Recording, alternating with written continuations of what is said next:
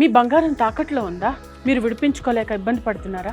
ఇంకెందుకు ఆలస్యం, ఆచారి గోల్డ్ ఈ నెంబర్స్కి కాల్ చేయండి, మీ డబ్బులు సేవ్ చేసుకోండి.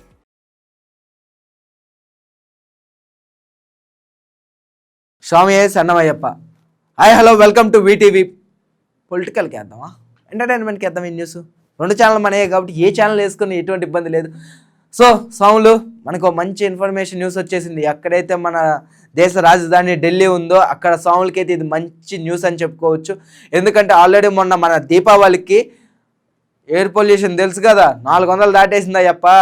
అసలు అది మామూలు విషయం కాదు, 400 దాటడం అంటే. హైదరాబాద్లో ఇంకా 100 కాడు కొట్టుకుంటూ ఉంటే అక్కడ ఢిల్లీలో 400 కాడికి వెళ్ళిపోయింది.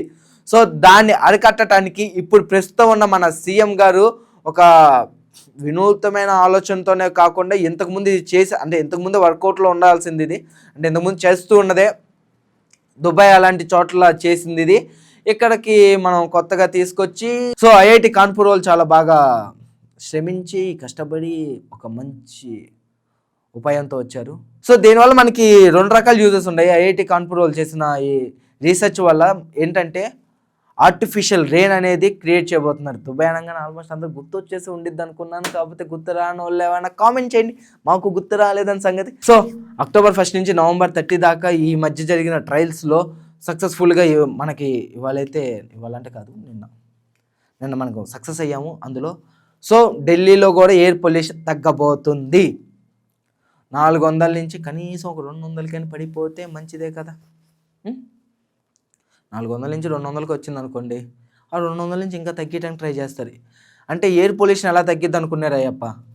క్లౌడ్స్లో ఆర్టిఫిషియల్ రెయిన్స్ వచ్చేలాగా సీడింగ్ చేస్తూ ఉంటారు. అంటే మనం దుబాయ్లో చూస్తూ ఉంటాం, సాల్ట్ వేస్తే ఆటోమేటిక్గా రెయిన్స్ వస్తాయని చెప్పి దుబాయ్లో అలా ట్రై చేస్తారు. అది ఆల్రెడీ వర్కౌట్ అయింది. దుబాయ్లో ఏమైందంటే ఎండలో ఉన్నంతసేపు బాగానే ఉండిద్ది, వానలు పడి అంటే వాళ్ళు సీడింగ్ ఎక్కువ ఓవర్ చేసేస్తారు, ఫ్లడ్స్ వచ్చేలా చేస్తారు.